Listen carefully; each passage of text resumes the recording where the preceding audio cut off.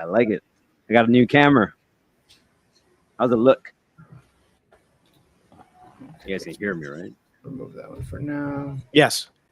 Okay. I think we've heard you the whole time, my friend. We are live then, fellas. Yeah, 14 seconds in. Welcome the CrossChain Council back for episode 4. We are coming back from our Evo. And so we're definitely excited to recap some of what went down out there. I know we're like a week late because we got real busy when we all got back, but you know it's all good news because we're making moves in the Web3 space. So shout out the team out here. What up, everybody? What's up? What's up, homie? What's up, everybody? Did you guys have fun in Vegas? Me and Rick ate like at In-N-Out every day, dude. It was the best. Ah, dude, that sounds so fun. Town. That was the best. That sounds fire, son. Every day.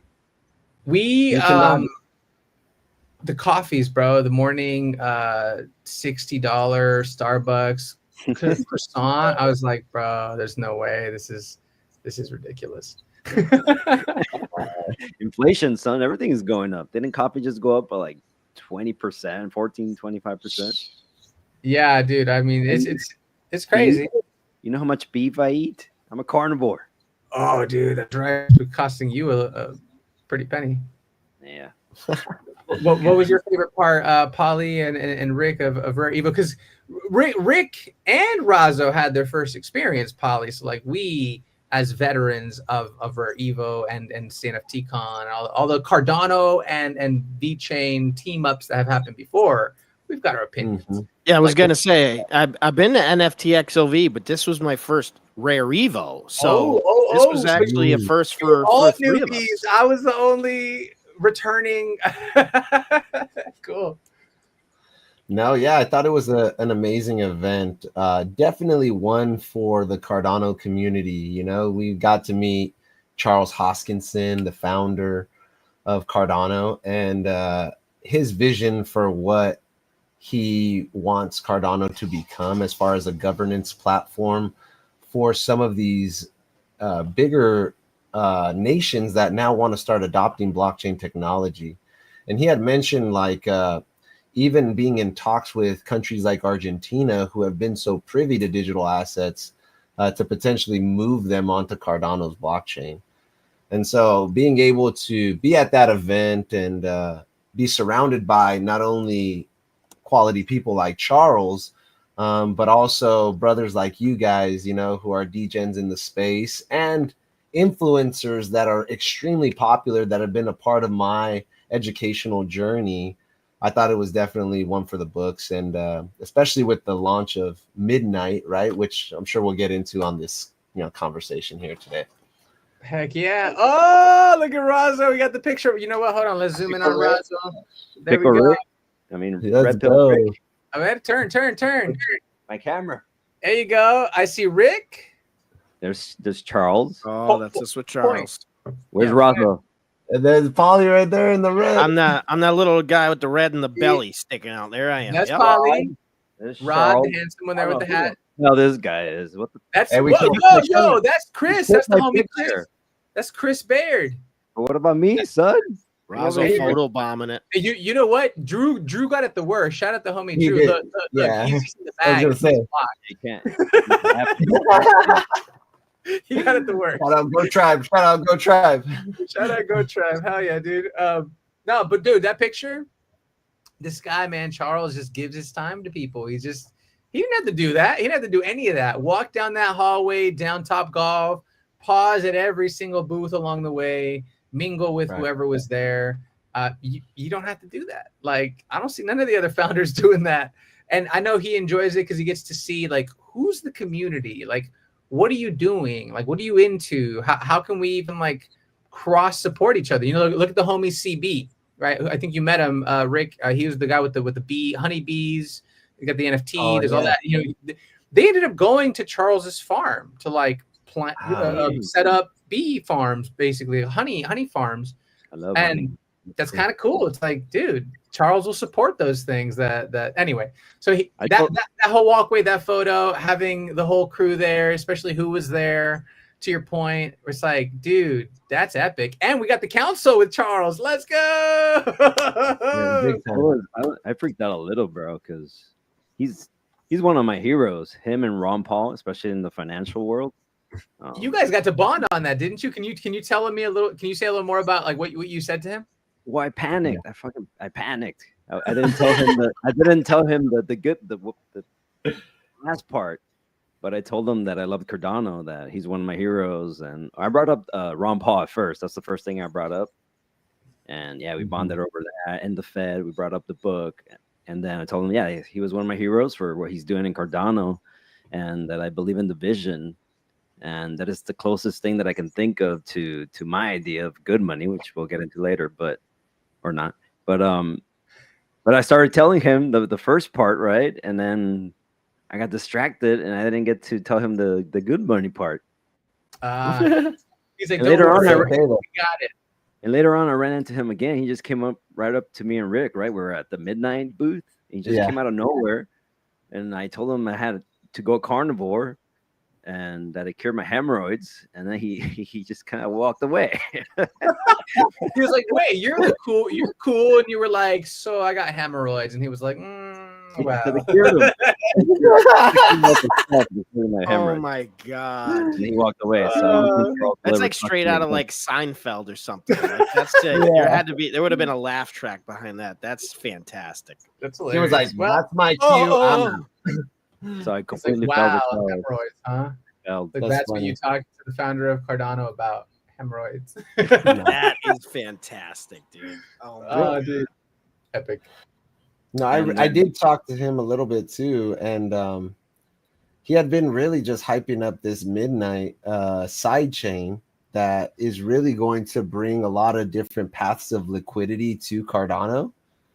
And I talked to him a little bit about different types of assets and how they planned on bringing them on. And he had mentioned to me that they were prioritizing privacy, which is really going to be what some of these centralized institutions want to see, because they don't fully embrace this degen ideal of transparency, of course. So we need to build blockchains that kind of facilitate the best of both worlds for traditional finance, as well as the decentralized finance world that we live in crypto. And so it was just so refreshing, because he was like showing me also his approach to real world assets, which is kind of where my passion is. And he was saying, oh, wow, like we should bring real estate onto midnight. They're building a specialized marketplace for real estate assets. And that to me was very intriguing, because that's, what I would like to see happen. And so I'm interested to see how these night tokens play in and what the glacier drop really entails. And do you know how much the percentage is in comparison to your crypto that you'll be rewarded? Yes, there is a chart to break it down. And I think it's something like 30 cents or something for every ADA or something like that, like of midnight for every ADA. Something like that. It was like, yeah. That's good. That's like that's really good. Bro, listen, the DRMZ stake pool wallet has a claim. Oh wow. Like, there's 21, or you can see it transparently, but how much is in the pledge? It's like 21 or 22K. So you do the math there. I obviously I'm going to share with the whole crew like how much we're getting from that. So like you will use that for the community onboarding, giveaways, like however we best can make it serve the interests of our community. And I definitely want to look into making DRMZ. I guess I'm saying it here officially, making DRMZ a midnight validator, so that we can. That's so cool. And to our audience, this is extremely bullish news, and I want to also commend Rodrigo for everything that he's done, especially in the San Diego community, and putting together this staking pool. DRMZ, has grown to 200 plus validators now, where we're all kind of staking our Cardano together as we the people. And I think that all of the community that you've really been able to create through all of this, it's so cool to see us being rewarded for that, by Charles and the ADA crew, to be able to fund us back with these night tokens that will then eventually be able to be funneled back into our growth and what we're really trying to do, and so I think that's amazing, Rod. No, thank you, man. And look, honestly, you've been there with us from the beginning, like just kind of, part of the community, seeing what the vibe was. And I read this book one time about like red ocean strategies and blue ocean strategies in terms of like business and all that jazz. And it was just kind of clear as day, like there is a gap here. Like people are either fading Cardano, or like they're just not aware of it, or people fought on Charles, so like people hate it, or there's so many reasons. It was slow, right? It had no TPS. It was a ghost chain. It was all of these things. And I was like, look, I understand the criticisms. I'm a very objective and critical person. Like I'm looking at the white papers. I'm looking at the tech. I'm like, I don't get the criticisms. Like, what am I missing? So Correct. we were like, we're going to double down, bro. We'll set up a validator. Like we want to run a node on Cardano. And you see how hard it is to get the stake. But hey, we're bringing in people from the outside. So going back to the blue ocean strategy, it was like we can bring people in from the outside. So we're not actually competing with a whole lot of people when it comes to Cardano, because it's like it was an open lane. So we took it. And now that happens to involve Midnight. So that's like, oh, cool. There's more people that are going to be more interested in this because of Midnight 2 and the ZK stuff and the Bitcoin DeFi on Cardano. Like I look forward to that. We've had conversations with Bitcoin maxis now in San Diego where like they're like, so tell me about that Midnight a little bit. You know, I'm like, okay, I see you. Okay. Yeah. You know, it's cool. It's nice energy. So it's like, bro, when you've been the little, in the corner over there, kind of like, I don't know if we belong here or not, or we really got to make our place. Now it's like, hey guys, come on. Like it's let's rock. Like we're part of the crew now. I love it, dude. It's my favorite thing. I've told all my old friends from, I just had my 20-year high school reunion. I was like, most of my friends now are in Web3. Like I have old friends that like are part of that world that I came up in, let's say, but like none of them are in Web3. Like none of them. Right. Like maybe one of my closest friends is like, I'll listen a little bit, and like none of them. So I see that as kind of like then, and then I look at this as like, well, this is now, and we just went to Vegas together, and you guys roomed, and we got to hang, and we were partying, and like we're networking, and we're like mingling with everybody, and like cutting business deals, having actual conversations where you're like, do we just talk to that team and they want to work together? Like what?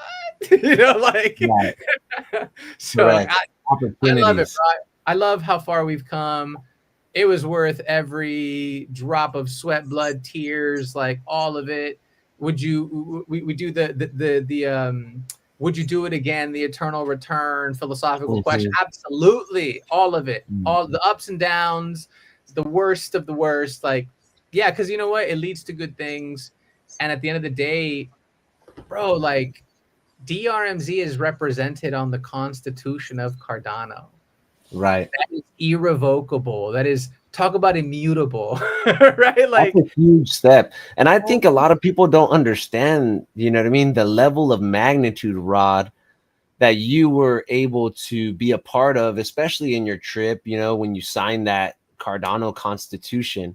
We're looking at a founding father in our crypto crew here, and so that's really what's happened. And like he said, a lot of people overlook Cardano. They thought, it was this project that, wasn't going to be as big as Ethereum or XRP. So a lot of people overlooked it. Yeah. But here we are where they declare the top 5 cryptos and Cardano is actually one. And it was a rough battle up. Trust us. Like people were like, you don't belong here. I was like, I think we do. It's like, well, my theory, it's the crypto mafia, bro. Hey, it is. Yeah, and we are the mafia. We're Dreams team, I say. But like, no, like it seems like XRP has that type of a buzz too, though, because like to give a little bit of a redirect towards that space, I'm like, you guys have been dealing with some stuff over there on the XRP side for a minute, and then the court case just ended, right? Like while we were at Evo, it just fully ended. And so I think that there's definitely moves being made in America, and these top 5 cryptos are going to be a part of it. However, they are a small little group of of people that are making these moves. And for some reason, I heard some like something through the grapevine where like they actually didn't allow Charles into some of these key meetings with like some of the bigger players like Oh XRP. yeah. Did you hear about that? Like White House call. Charles was Right. in because one of Trump's kids likes Ada or something. That's how he got in, I think. Mhm. And then once they got all these people in there, all the big crypto people, someone got a call about. He explained it, right. He made a whole video about it, and it pretty much blocked them.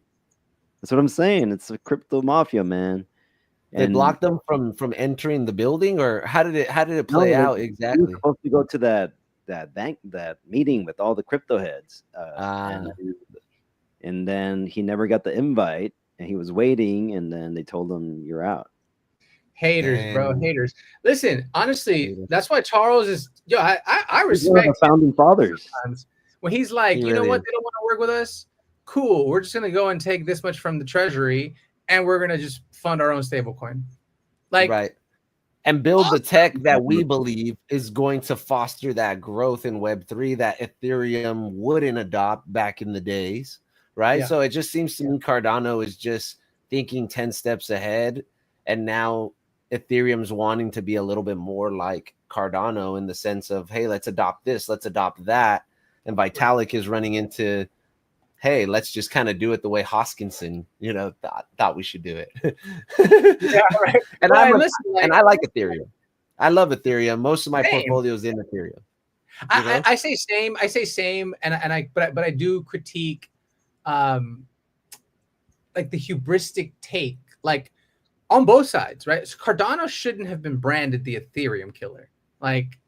That's you're just coming for no you or what is it, like you double tap, right? If you don't kill him, right, people are always gonna like have that looming over you. So I'm like, no, it should have been a more eco-friendly version. It should have been the UTXO Ethereum, right? Like that would have drawn interest. That would have been like, why'd you go UTXO? Because there's a lot of Bitcoin and a lot of Bitcoin liquidity that needs to be unlocked. Wonderful. Like I see people may have been like, oh shit, if they're going to unlock that Bitcoin liquidity, couldn't we build a bridge between Ethereum and this other UTXO Ethereum, right? That just sounds like a very different ecosystem to build this in. And anyway, is there also taking a break? Yeah, Paulie, tell us a little about your take and what you felt about the Rare Evo event, and anything that you think we should know as far as VeChain goes. Oh man, well, before getting into VeChain, I think focusing on Rare Evo is definitely something I want to do because it was an awesome event. We did our best. There was a handful of us that were out there repping the VFam, so definitely want to touch on that. But in general, like you guys were talking about with Charles. Really cool to get to meet him. I think I got a chance to meet him at NFTXOV briefly a couple years ago. But to be at Top Golf and have him come down like Rod had said, and take the time to talk to everybody that was there. I was wearing my UFC VeChain shirt, and he's like, "Oh, VeChain, we got to get you guys back." And I was like, I'm trying, dude. Like, I'm definitely out here trying to represent and love to try and get them back. It was really cool to see how serious he is about making that event a cross-chain event, right? And getting more blockchains involved. It's great to see my homies over it in H-Bar, Fubar, H-Bar Joe, the H-Bar Bull. Those guys did an awesome job at their booth. Of course, we had a few other blockchains that were there. Solana was there for a little while. They held it down at their booth for a couple hours, I think. And but there was they were gone after that. They went offline IRL. What? Yeah, it was actually the funniest thing. We were on the bus to the brewery, and one of the buddies we were hanging out with was like, "Oh, look, someone made a tweet. The Solana booth went down today," and everyone was just cracking up. Yeah. Because outages. But I digress. Not to shit on them too much. In general, I thought it was a great event. It was a great time. I thought, something that stood out to, the VFam community that was there. There was a handful of us, and in the aftermath, one of the things that they talked about was how welcoming the Cardano community was, how awesome they were, how many people we talked to that, held VeChain or had been holding VeChain, right? And it was clear that a lot of the Cardano community is not maxis completely. They diversify, right? You guys have a lot of people that are invested in a lot of different things, and that's healthy. That's great, right? And there's an open-mindedness there. So I think everyone not Cardano that was there, I think, felt really welcome. It was great to get to meet a lot of names that we see on the socials, right? We saw Blonde Broker and Ashley Decan running around, and we were hanging out with J Chains, and AJ Wrights Crypto was doing his thing, and Dyla was there, a bunch of these. Oh yeah, a bunch of these people that we see, and to get a chance to kind of mingle with them a little bit and hang out. Doug Hype was another one that's a cool dude. What's that? Coco, what was his name? Oh, Doug Hype. Doug Hype. Wait, no, who did we hang with? Rick? Rico Moneybags. He was tight. Yeah, he was hey, that was my boy. There you go. The fighters that we met were cool too. Harley Hermanson, and I forget the other ones. He was the one wearing the VeChain shirt, right? I think he was wearing the UFC VeChain. He was cool, dude. I was the one rocking the title belt though. What's up? You were. Yeah, there was just a lot of fun stuff going on. And Rod, what I really did like was how much they tried to really make the whole experience a little gamified and fun, right? You had the booths with all, you swipe your tickets and you try to get all your points, and everyone's got tags. We're tagging each other, trying to get up our points. So it's kind of forcing everybody to engage a little bit more, introduce yourselves to people. I thought it was a really well done event. And I like that it's not so big. It was big. Like there was a good amount of people, but it wasn't so big that you would get lost. You know what I mean? Like we were able to have conversations with people and mingle, and everything didn't feel like it was rushed and crazy. We were able to take our time. So, and then when we weren't in the conference, there was cool events happening all over the city. There's houses out in the desert. We're going and partying and hanging out with it, people. And there's dance clubs that they're telling us it's one address, but it's actually another address. And we're trying to figure out how the hell to navigate. We lost Paulie one of those nights. He went off on a whole other adventure. We're like, yo, where did you end up? He's like, I'm hopping on a limo. I was like, okay, dude, see you later. No. Okay, here's what happened. I'll break it down for everybody, right? Because there was so much going on. Everyone was tending to kind of break off, right? And we'd try and recoup, we'd regather and try to figure things out. Right. Well, me and Rod, we take this bus to go to this brewery. We go to a brewery shout event. Out the bank team and Angel Finance and hops on Cardano, like awesome. It was a cool event. They had shuttle buses that drove you out there, and they were bringing people. We were eating food. I was mingling. Turns out the people I'm hanging out with are I'm talking with some people, and they're cool. We're talking VeChain and Cardano, and they're like, "Oh, do you know our buddy Flawed?" Shout out to Flawed. I'm like, yeah, I know Flawed. How do you know Flawed? Oh, I've worked with him. I'm in the CrossChain caravan. I'm like, okay, I've been talking to this guy about you for like a year and a half now. So holy, we're actually talking. Like, go figure. So next thing you know, you're like, oh, I didn't realize I kind of know these people, right? So now we're doing that at the brewery, having fun, good time. These guys down here. These guys are out there. I don't know where they went, but the drinks were a-flowing. And when we got back together, I'll tell you, I think we were not on the same level. I think that's the problem. These guys, they know how to have a good time. I'll give it to you. You guys were out there having fun. Getting connected was a bit of a fiasco. Trying to call these guys to figure out where they are. They're like, we're over here. So I start walking over there. And turns out they were going right where I was already standing. So needless to say, we're like 6 of us trying to jump in a taxi And I'm like, you know what? I got to get back to the hotel, guys. You go have a great time. And that's exactly what you guys did. I went back. I played the slots and had some mixed drinks. And, well, didn't go to bed at a reasonable time. I still was probably up till 4 a.m. But basically the idea is it was that kind of a time that weekend. So many things going on, really hard to pick. What am I going to do in this time slot? How am I going to get to the next thing I want to do? But it was a fun, engaging experience. We got to hang out, which was really cool. You know, obviously, Rod, we got a chance to reconnect. It's been the first time since we met a couple years ago. So to get a chance to hang out at the brewery, sitting outside in the, you know, it was funny. It's like 108, and then the sun starts going down, and all of a sudden it feels like it's not even bad. It's actually kind of crazy. We're sitting out there drinking our beers, just mingling, you know, talking with people, meeting, connecting, engaging. Learning more about each other's chains or what we're invested in. It was just the whole time I felt like we were having quality conversation with quality people. You guys introduced me to a bunch of awesome people. Rod, you know, we connected with a bunch. You introduced me to some really cool people that I'm looking forward to having more conversations with. It was just, for me, it was one of those experiences where it was kind of a whirlwind and a blur. But it was awesome. It was great.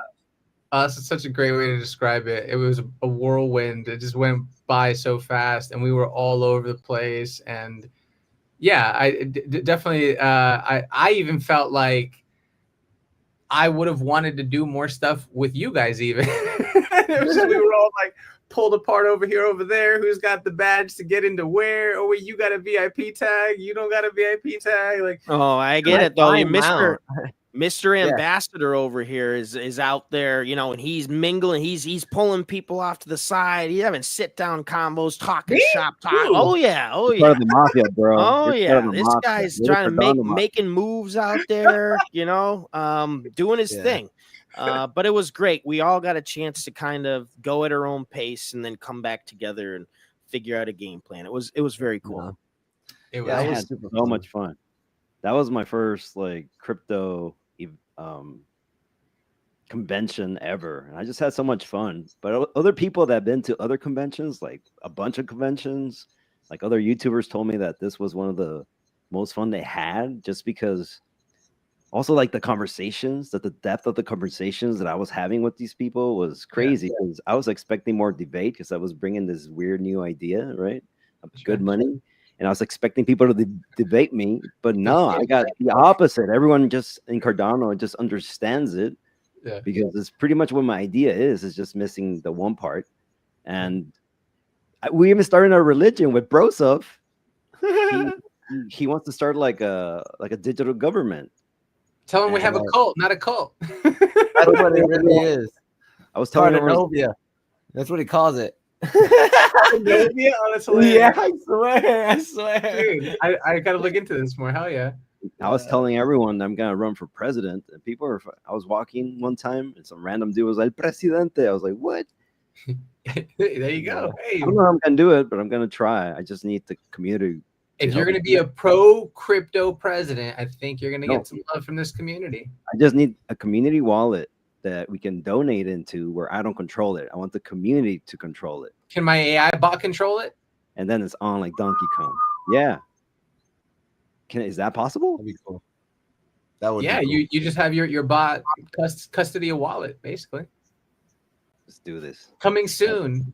No, there's already agents that are doing it like left and right. That's how you can have trading bots and stuff. Like they have to have access to the accounts to make those exchanges. So you just connect things. The APIs are magic, bro. Like when I think about some of the stuff I've learned in the last like 2 years of deving a little bit, like coding and vibe coding and all that, I'm like, bro, you really do see behind the matrix, and you can start to make some magic happen. And yeah, I'm here for it.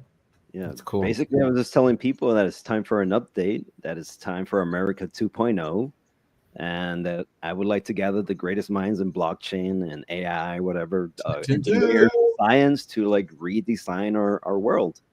Yep. Because I feel like we lost control of our political systems, and it's so cool that we have this technology now, blockchain, that allows us to create the first digital government, which is what I think Cardano's trying to do. Like, there's no, we don't say it like straight out, but that's what it is, or people are starting to realize what it is. And I think that's why the crypto mafia hates Cardano, because it's actually very decentralized, if not the most decentralized, or it will be the most decentralized eventually. And I think that kind of terrifies them. Right. They can't control it, or it's very expensive to get in to control it. And that's kind of the point here. But I'm a conspiracy theorist. What do I know? You're not a conspiracy theorist, Razo. What you are is you're a freedom lover. And I think that the Cardonians, or the Cardano guys that we really engage with, that believe in not only just the crypto and its price, but actually the values and philosophy behind Charles Hoskinson and everything that they're building for this vision for the future.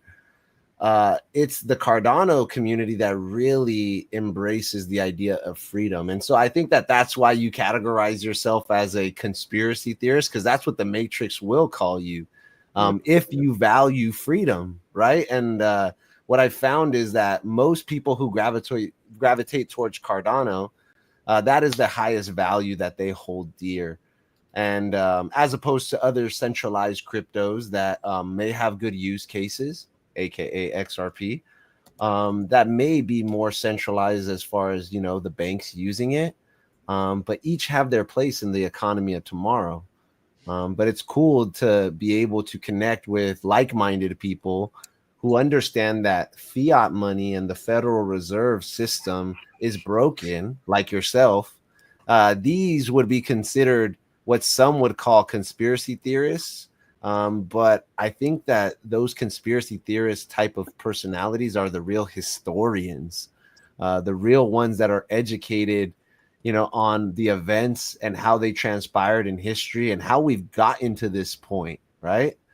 And how can we get back to good money if we don't identify the bad money that we have? And usually the people that are screaming, "Hey, that's the bad money," they're like the Malay kind of characters, right? Or the president of Argentina, right? Mm-hmm. Who has come off as radical, has come off as libertarian, has come off as freedom-minded, really. Right. You know, and so, you know, bro, we got to grab one of those for our events, just like, yeah, exactly, right? Please don't massacre it up, you know. I kept hearing people say, like, we're taking our country back. I heard that from multiple people, especially after I had a conversation with me where I'm like, I'm going for president and shit.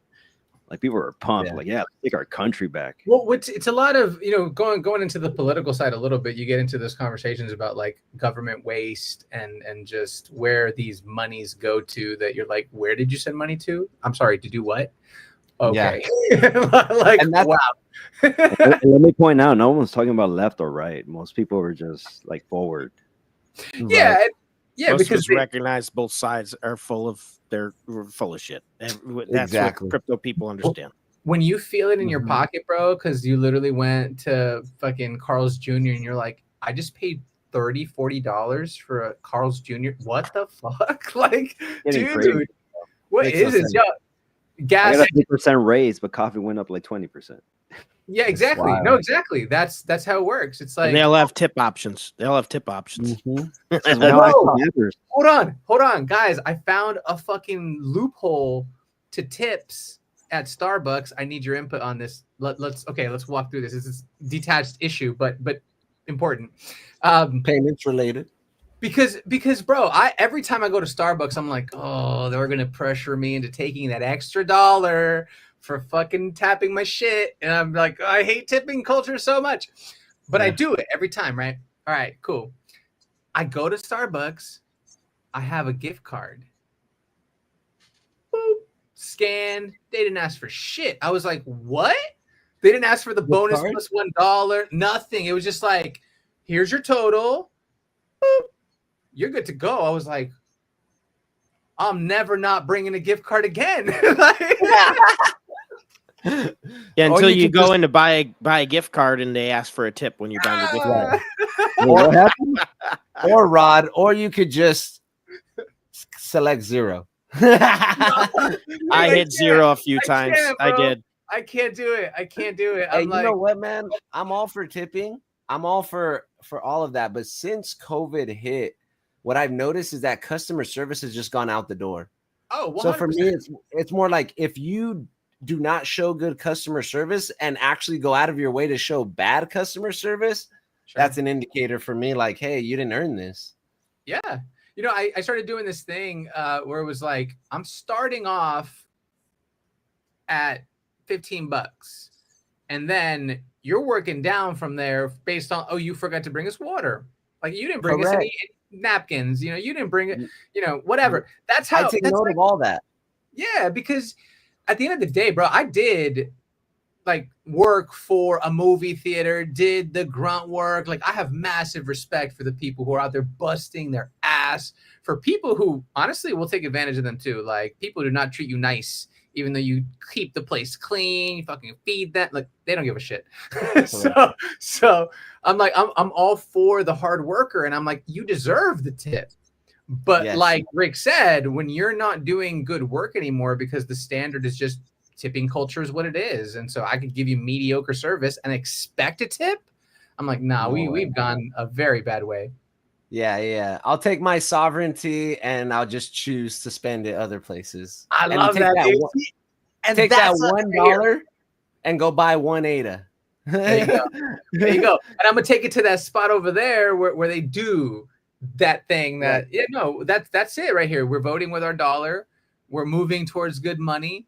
We're looking at, you know, new ecosystems, new technologies, and we're just, bro, we're blazing a trail where there isn't one, because that's what it takes. Turns out opportunity presents itself. Go get it. Like age of autonomy, baby. And midnight, dude.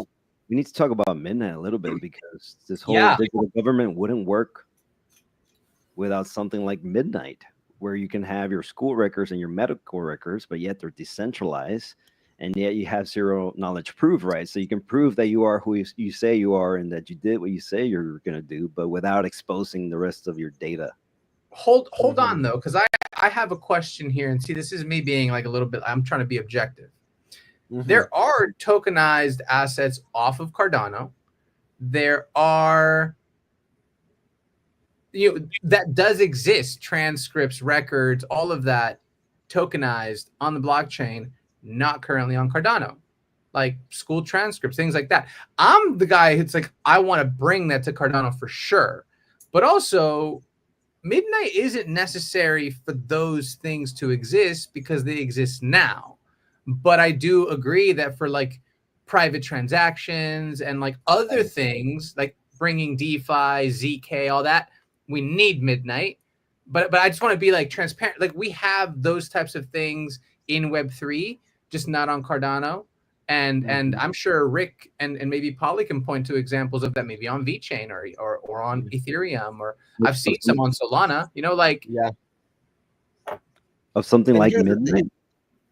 Well, yeah, because midnight is a side chain, right? And what is a side chain for our audience?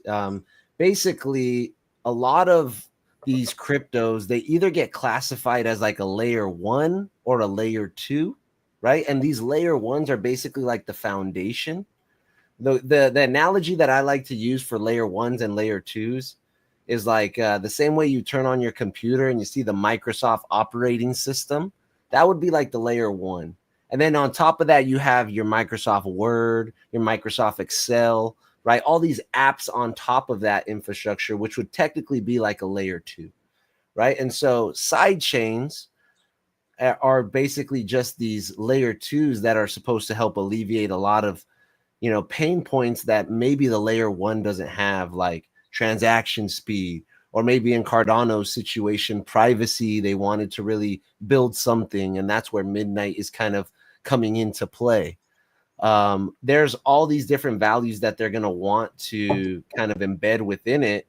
And it's important for us to identify, when we hear a token project, is this a competing layer 1? Is this a layer 2 project scaling another big layer 1? Or is this, you know, something that's kind of a standalone, or maybe an interoperability play or something like that? And the whole purpose is to try to really understand what are these projects doing and how are they going to play a role in that token economy tomorrow? And so Midnight being this side chain or layer 2 that's going to basically help enhance what Cardano's already doing is really what, you know, is going to bring a lot more projects to the ecosystem. And we've seen other platforms like Ethereum and others have their layer 2s that are also engaging with some of these ZK rollups, right, or zero knowledge proofs to really bring, you know, more automation and more enhancements to some of these, you know, popular layer 1s that may be lacking in some aspects. You know, so I'm excited about Midnight for Cardano as that like go-to layer 2. But it's not just for Cardano, which is, I didn't see that coming. I mean, as a Cardano guy, I was like, why? But that's a cool gift to the whole crypto community that they can take advantage of it. Oh, I see. You're saying if you would have done it only for the Cardano community? Just selfishly. But then I guess the point is like, can you bring in more people from the outside in and yeah, of course, and interoperability. To claim. I think what was interesting about Midnight is the metadata ZK thing, like more control, to Razzo's point about what you encrypt and what you showcase. Like, I think I agree that it will allow us new tools for those of us that want to build on the UTXO Cardano side, let's say, with smart contracts on that side. And then we know the account model has a bunch of tools, like a bunch of resources, and we know they're building similar tools now in Go and Move for, you know, Sui and Aptos, and new languages are emerging constantly. Those of us that continue to believe in, you know, Cardano's basic promise is because they got those very specific things that they went at, like with what are those just top down, bottom up questions, right? They just like stripped it down to what do we need this blockchain to be, and so ultimately they got those things right, so it works. But I think new things pop up, new things are sexy and appealing, and like Cardano's always going to catch up a little bit later to some stuff, but we're actually leading on some stuff too. So it's like, we finally entered the domain of, you kind of pick your niche here, and Cardano selected, in this case through Midnight, privacy, ZK. Really, the Midnight Foundation selected that. We know from the public conversation about Cardano and Charles that Cardano was supposed to be done, 5 years ago or something, was the idea. His contract to build it was done 5 years ago. So as the Midnight Foundation, I think that was Charles's move to continue to build things that benefit Cardano, but to do it with his own foundation in his own way now, without the oversight of the Cardano Foundation and some of the issues that we see happening there with the parents are fighting, right? So anyway, Cardano, I look forward to it. I look forward to its building. Yeah, I think Cardano definitely is there, you know, and like Charles Hoskinson said, you know, it just hasn't got its moment of bullishness, which is actually a benefit to each and every one of us here in the audience, to be able to get in at such a low price, right? You look at the big five, and each of them have kind of had their push out of the dollar into, you know, higher thresholds, you know, and you have Bitcoin at 113,000 today. You have, you know, Ethereum at 4,000 and some change, right? So these are already in the thousands, right? You have XRP that went from sub $1 to actually 3 and some change, right, this year. So it joined that crew of pushing above the dollar. Yep. Solana being 180 plus, you're like, wow, Cardano's 90 cents today, 83 cents today, you know, and so it gives you it gives you perspective, though, that you have real tech that has solidified its place as a top 5 American crypto that still hasn't had its bullish rush, right? And so that's where I think it is the path of least resistance, and maybe the place to kind of, you know, take another look as far as, you know, being able to feed your portfolio to expand on the Cardano network. You know, like it's definitely one that I see, you know, more liquidity funneling to, especially with projects like Midnight, you know, and that's the exciting part. You know, on that note, I'm going to take the opportunity to welcome to the stage DRMZ Stake Pool. And to say real quick, shout out to the team. We minted 2 blocks. About 20 hours are left in the epoch. So we have closed out epoch 577 by this point with 2 blocks. So shout out to the team. That means we get a little ADA coming our way. And that takes us to 48 total blocks right now, making our way up. I was expecting 1. We got 2. Let's go. So hell yeah. If you have any ADA, if you don't know exactly where to stake it or you're not sure, it's here on the banner. Boom. Stake with Dreams stake pool. Let's go. And we're SoCal based, but man, we're a global community, honestly, of delegators, like people all over the place. We're about to do a meetup with my homie Relic out in Illinois. Shout out to the CrossChain caravan and the DRMZ representation out there. And I think, Paulie, are you going to be there? I sure am. Oh! Let's go. Yeah. So, it's one of those things where it's like, man, it's exciting what's coming out of Rare Evo, out of just, man, we're in it now, and we know we're on a time crunch because like there's waves of energy, and like I know I get real busy during the summer months. I get very active because I then go back to my teaching schedule. But man, it's about to get exciting if it mirrors what happened last time, and I'm here for it, dude. Yeah, and I think what's cool about this opportunity, and I talked to Flod, who's helping set this thing up, and the idea that this is going to be, one of those events where there's, I don't know, maybe going to be 50 of us, maybe up to 100. I don't know. We'll see. Sounds like it's going to be popping, but it's going to be a good opportunity for us to really have a smaller scale, right? Where we can really have good conversations and mingle, and everyone's going to be kind of hanging together. So it's not going to be all spaced out like in Vegas, right? So there's not going to be that mad dash I was talking about earlier where it's like, okay, now I got to get ready for this event. And then we got to figure out, okay, how long do we got before we got to go over here? I think it's going to be much more chill, laid back, open. And I think this is one of those events where while Rare Evo was a great opportunity, and I can't wait to go back next year, this is the kind of get together that just offers something different. You got a little bit more of a intimate setting and low key. We're all there just chilling and having a good time. And I've never been to Chicago, so this is a great opportunity for me to visit the Windy City for the first time and hang out with a bunch of people that I haven't met yet. Pizza, right? Let me know. Yeah, they got the deep dish out there. I don't know. We'll see. Dude, that's awesome, man. Yeah, no, I'm looking forward to hearing about how that goes. I was just talking to Relic a little bit about helping him set up some of the Luma stuff for the invites to kind of track, right, who's going to go and all that jazz. And bro, I was like, Real quick, hey. I got added to a group chat that and I shared the link to this. So some of those guys in the group that are going to be there are probably listening right now. So shout out to you guys. Looking forward to seeing you guys there. Hey, Rod. Yeah, dude. Yep. You're going to be doing monthly events with DRMZ as well too, right? Yeah. So actually, maybe I should show this on this one. Yeah, we're having one come up very soon. Thank you for reminding me. We wanted to get them back on the schedule because it's been a minute. We got kind of busy traveling and doing some other stuff, and people were like, when's the next pop-up? I was like, okay, I think now's a good time. So we are going to be doing the next one. Let me see. It's this one here, I think. Event page. I like how Luma does their event pages now, dude. Like, yeah. I have a question. Is your wife going and Chili's wife? To where?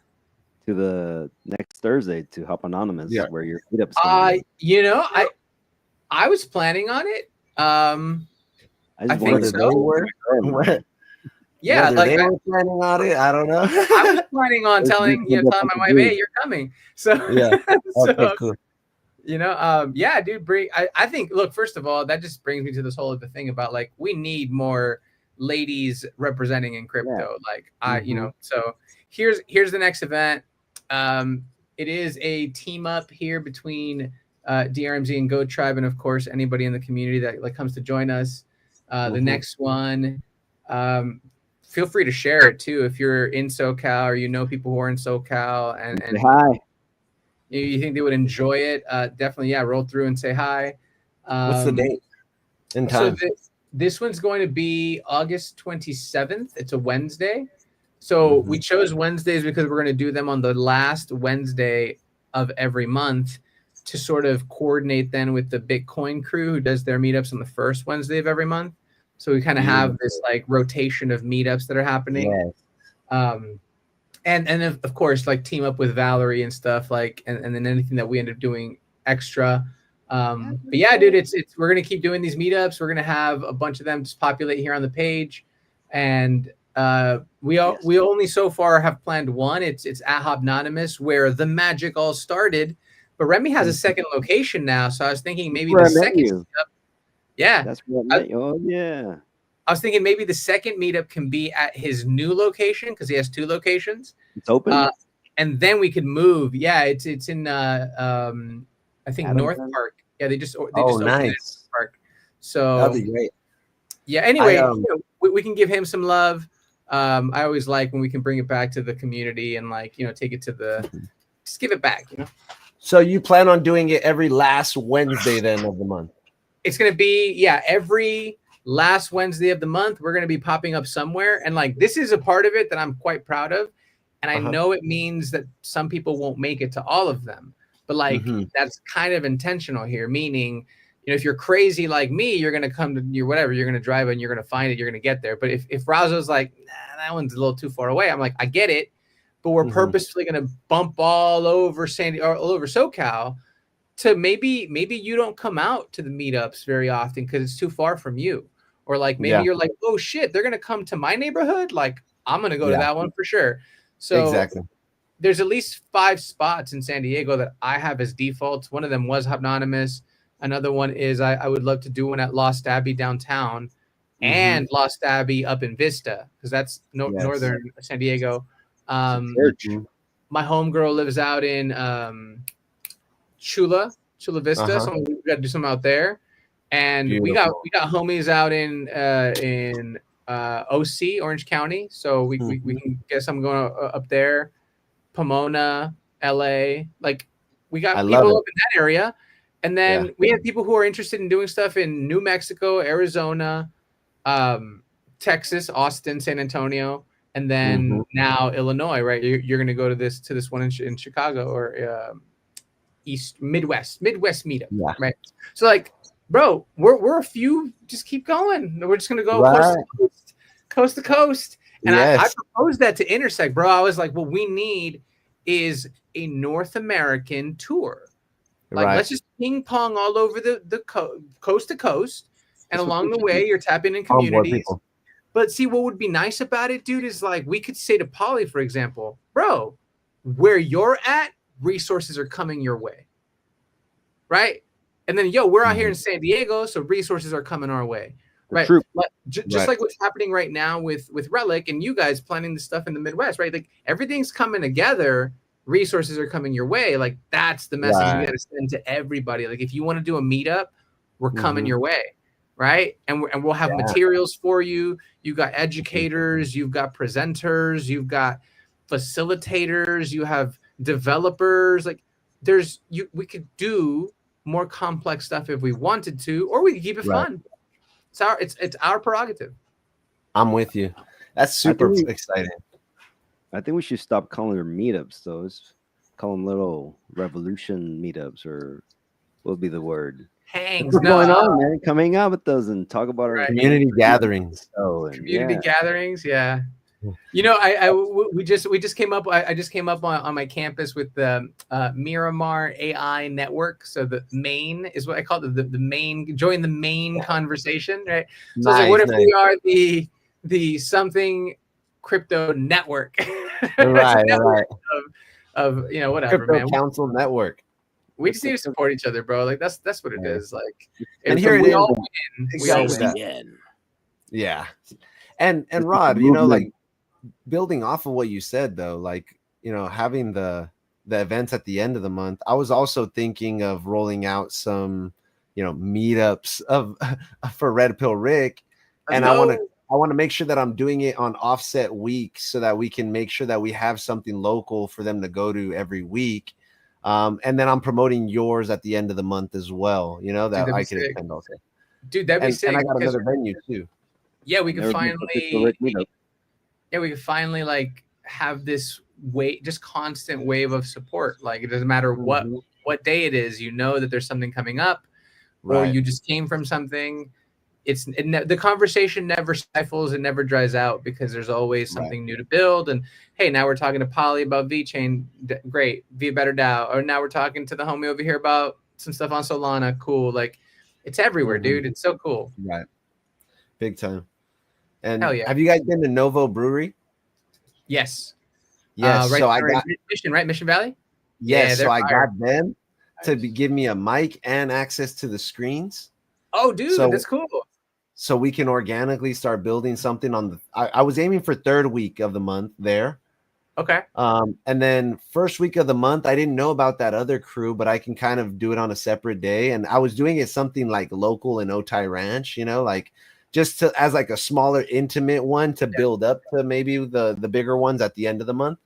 Yeah. But just really have something weekly though that they could go to in person where we're just constantly doing this. Yeah, and then when we can't meet, we have the show. Right, show up here, hang out with every us. day, digital. Yeah. And also too, I came across a platform that I wanted to tell all you guys about as well too. It's kind of like a local meetup. It's called Eventship. Well, it's like it's a meetup competitor that originated in San Diego, and they have a community of like thousands of San Diegans. Meetup got late. Yes. And I'm hearing that they could help us out with vendors because that's how they get paid. They'll get a sponsorship for vendors and they'll scrape some off the top for themselves. And I'm like, cool with it because we now have food and drinks to supply our people that are coming. Right, dude. Hell yeah, Eventship. I'm gonna look into it. Can me and Rod give speeches? So I can of course. I want to give my Presidente speech. That's what it's about. If we're going to throw our own events, let's do it through here as well as Luma and Meetup, and let's plug into the local community. And they were telling us that like they'll promote our events also to those thousands of San Diegans so we can get real people at our events. They said you'll never present to an empty crowd. Really sick, dude. I can't find it right now, but maybe we'll talk in the DMs later. I'll look. It's not on the App Store yet. Okay, you have to go to their website, Eventship. Yeah, that's why. But it's small. It's small, but they want to partner with guys like us. Dude, I love it. No, we were talking to. I went to. We're crazy. You know what it is. Like we got back from our Evo, and like the next day, me and Drew drove up to LA to go hang with the LA community, and it was cool though because we got to talk to Miss Nifty, Carrie, and Valerie showed up. Shout out Valerie, the homegirl Julie. And Cali Crypto, bro, we got to talk to Cali. He's the one that I really wanted to talk to you. Talk to. Shout out to you, Cali Crypto, if you're watching this or you're watching this later. But dude, he gives so much love, man. He's such a cool dude. And I just was like, yo, you guys are out in LA. We want to vibe more. We want to bond more. We want to like work together more. So I guess we'll put our foot forward and we'll drive up, and we'll start there, and then. We're having a meetup. I hope you guys show up. And if you don't, well, we'll be back at the next one. Right? Like, the San Diego boys. Sorry, Paulie. Yeah. Hey, I gotta get used to it. That's just how it is. Until crypto goes nuts and we all can, quit our jobs and figure out what we want to do. This is hey, we're covering both ends. I'm covering Northeast. You guys are covering the Southwest. That's right. We're regional, baby. That's right. That's what it is. Hell yeah. Every quadrant. No, we're national. We're national is what it is. We're national. Yeah. Yeah. We're global. I think we're global, guys. We're global. Actually, you know what? That's a point of pride, man. That's one of my favorite things about Web3. And I will tout that to everybody who's ever like, whatever, Web3 sucks. I'm like, shut up. We're talking to global people. We're talking to the whole world. Like everybody. Right. Like this isn't your silo. This is, or if it is a silo, you get all the silos. So then you can have a broad stroke image of what is all of this, and like, you know what, I like the VeChain community and I like what Polly's up to, so I choose to participate and like give it my energy. But like, that's what it is. Like, that's what we promote. Like, that's what we should all do now. And like, we're voting with our dollar. We're giving our attention where it belongs to. We're doing that good money thing Roz was talking about, incentivizing education. I know I'm looking forward to working with you, Rick, at some point on doing like I'll call it the archetypes 2.0, where it's like, yeah, right, let's take the foundation there. Let's like work it into a model that like across the board we can like integrate.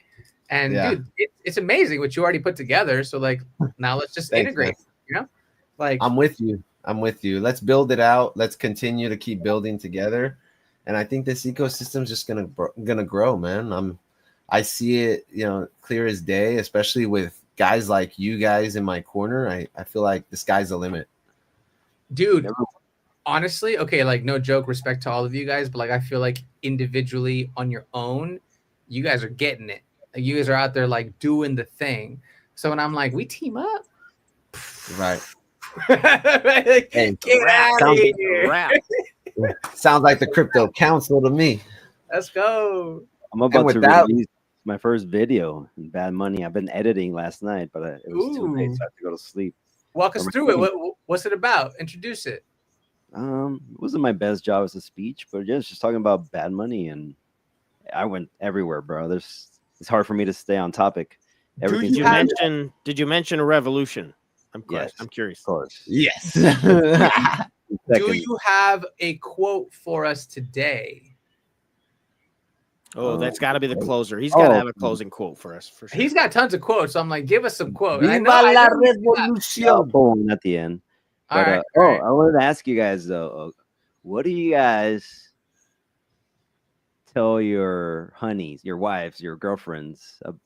Are they into crypto? Like, because my chick's not into crypto. How do you guys try to get them into crypto? I mean, I got her to buy crypto. Have you guys cracked that wall? She said, "Baby, take my bags." We need more ladies in here, man. Bro, I would love to hear more about Rare Evo. Yeah, it was guys basically. The parties was just guys. Like shout out the homegirls that showed up, but it was few. Yeah, it was few. Yeah, the Cardano girls were out there. You know, there was a bunch. There was definitely more girls than you would expect at a crypto event. We'll just say that. That's what it is. Yeah. Rick, have you cracked the code? Have you? Does your lady participate? I know she supports you, obviously. Yeah, like, no, I would consider her a degen. Let's go. I don't think I've cracked the code, but I think I've invested enough time to where she has enough hours to be independent and understand that, hey, this is where the future's headed. You know, she's taking action. She has thousands of dollars in crypto, you know, and she sees it go up and down. And, you know, she's a fan of XRP this year, you know, especially with all the gains she's made, you know, so I'm proud of her for just taking action and having faith in her man, you know, to really do this. Dude, that's awesome to hear, man. But I've been with her for 5 years, you know, so it's also a time thing. Sometimes it's not timing the market to buy low and sell high, but it's time in the market that gets you to crack that code. Right. He's like, baby, I got XRP sub 2 cents. Chill. I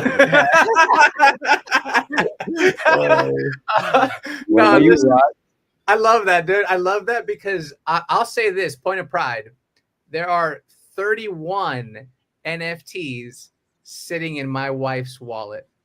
31 NFTs, of course, some ADA.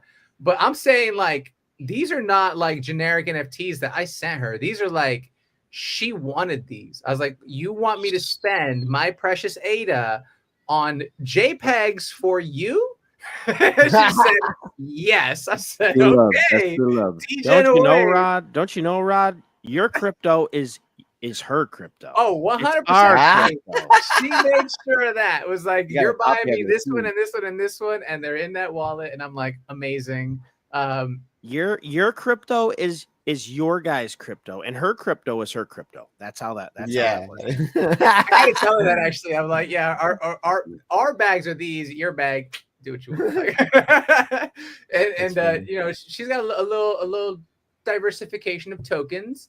Has a pretty bomb ADA handle. Not gonna lie, I got my first. It's her first name. Like she got $, her first name, because I got it so early.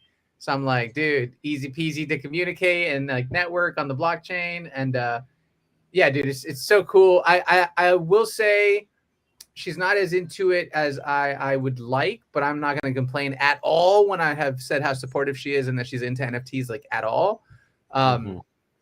But I would like to see more participation from like women in general, just like how does the like girls who code, I'm like, where's that team at? Like, can we go and team up with them for Web3 stuff? Like, we need to bring in teams of because there's so much, it's culture power that we're missing here. Like the tech is there, the education materials, we could develop those, but it's just not cool. Like it's not something that they look into. It doesn't make sense really until it does. And then they're using it to be like boss, you know, women and boss ladies. And I'm like, go get it, girl. Like, you know, like, hell yeah. Shout out NFT.4 with their NFT line. That boss. Let's go. Hey, NFT.4, Julie, Crypto Wendy. Shout out Crypto Wendy. Yeah. Right. All these women who are in and they're getting it. And I'm like, yo, we got to bring more of that. So, yo, at least you're trying, Razo. You're like bringing it up. You're like, this is something that I'm into. You gotta figure this out, man. You should share those. Share that, because you can't hide that part of yourself, because you can't be sneaking off to like deposit amounts of money into strange accounts. Right? Yeah. So cheating on your girl with crypto. I will say though, my girl being a DGen, in the 5 years we've been together, she has mentioned that I am married to crypto. Oh yes. Oh yeah. Oh no. My wife makes time for Cardano. Like she's like, I know that's your other. Okay. Yeah, exactly. Crypto's like your mistress. It's like your mistress. Yes. Right. Have you been out traded by your significant other, Rick, who you said has been a DGen? And so I'm like, did she make like a play that you're like, well, percentage-wise on her portfolio, she's up on me because she hodls more. Hey, let's go. And she has majority in XRP, which is up like 7x. You know what I mean? So it's like she's doing well. You know, me, half of it's in XRP, half of it's in, you know, ETH, and then my 10-15% that I kind of just play around with will be in all the other altcoins. So yeah, she definitely is up, and she knows the name of the game, you know. So that's the cool part. Yeah. Oh, yeah. All right. So is it about that time? It's about that time. I think Rick gotta go. Right? Yeah, I gotta jump, you know, but I'll let Rod or Paul have good energy. Yeah, no, I think it's a good maybe jump off point. Obviously it's good like catching up. We missed a few episodes there. I always excited to like hop back in here and like chat with you guys. It's fun to talk CrossChain. So yeah, no, I'm down to do more TA on the next episode, and we can kind of plan out. I expect to bounce that pretty soon there. We're almost there. But I got a quote for you, Red Pill Rick. Since we were talking so much about religion when we were driving with Luke and all that. But here's the quote. That's what I missed out on. Damn. This is what Jesus said. This is what Jesus said. No one can serve two masters. You cannot serve both God and money. Mm-hmm. Straight up. Damn. You need and so what we need to do is look to God to try to give us that guidance as we pursue new good money. That's right. The humanistic element is I think, for those that are, I have to step in as like a teacher brain just like kicked off, and I'm like, there's non-religious people in the room. For those non-religious people in the room, same thing holds true. It's really just about the intentionality of it, right? You cannot split your attention towards two masters. There's just no way. You have to serve one. And in this case, if God is the stand-in for like value-driven, humanistic elements that like are good for people and like good for humanity, and that's the good money part, I think. I'm like, yes, like that's what we need to focus on. Those are the lessons, right? You don't serve money because we know money is the root of all evil, or at least it causes people to do evil things. Now I'm preaching your Bible, Razo. So you know what I'm saying? Like that's how I would read into it. But I have no problem with that quote. Beautiful quote. Like absolutely. I just hope it's contextualized. Well, I don't know where I stand with Jesus. I'm all over the place. I just think when I die, I'm not going anywhere. But I hope I wake up in heaven. Or I like that Dane Cook. I like that Dane Cook joke where he's like, I hope you come back as a tree, so we cut you down and print the Bible on you. That's a good one. I like that. But I think the way to avoid that is to follow your passion. Yeah. And if you're just good at what you love to do, then you're not really focused on the money. You're just focused on your passion. Yeah, straight up. And right now we're passionate about crypto. Passion got me this far, and I met all you fine gentlemen, and we got some nice ladies in our lives, and we got some good energy here going. So hey, it's been a pleasure being in crypto the last few years, and it's fun being here now with you guys. Hell yeah. Awesome. Appreciate you guys. All right, Peace. let's end the stream here. See ya. See you guys.